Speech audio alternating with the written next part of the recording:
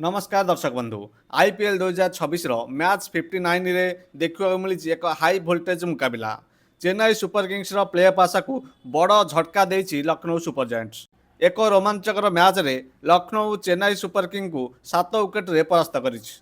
Mitchell Marsh का विध्वंसी batting एवं Nicholas Pooran का से लगातार 4टी छक्का पूरा मैच रो मोड़ बदलाई देछि।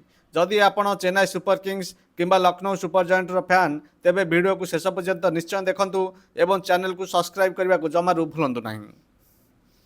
आसतु जानिबा मैच रो पूरा रिपोर्ट। एही मैच रे प्रथमे बैटिंग करथिबा चेन्नई सुपर किंग्स रो आरंभ भल नथिला। मात्र 52 रन रे 3 विकेट हराई संकट रे पड़िथिला दल।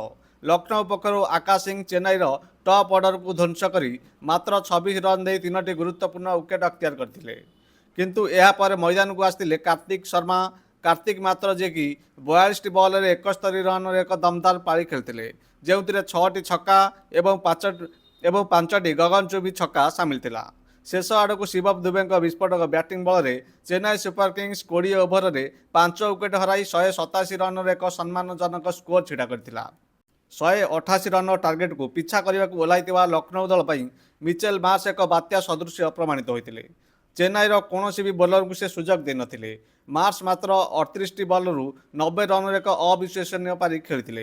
यही इनिंग्स रे से 9टी चौका एवं 7टी छक्का मारी Chennai super Kings bowling attack को छारखार कर देथिले। जोश इनिंग्स मिसी से प्रथम विकेट रे 135 रन एक विशाल पार्टनरशिप करथिले। अर्शुल कमज को गोटी ओभर रे मिचेल मार्श जे कि 28 रन नहीं। दुर्भाग्यवशतः से रन आउट हो निज शतक वंचित होते किंतु सेतेबेलू से मैच को चेन्नई सुपर किंग्स हाथ छड़ाई नहीं। मध्यम आगे लखनऊ सुपर जायंट 135 रे 0 रु 144 रे 3 को चली जाइतिला एवं मैच सामान्य फसिया भली लगुतिला। किंतु क्रीज को आसीतिले the universe boss Nicholas puran.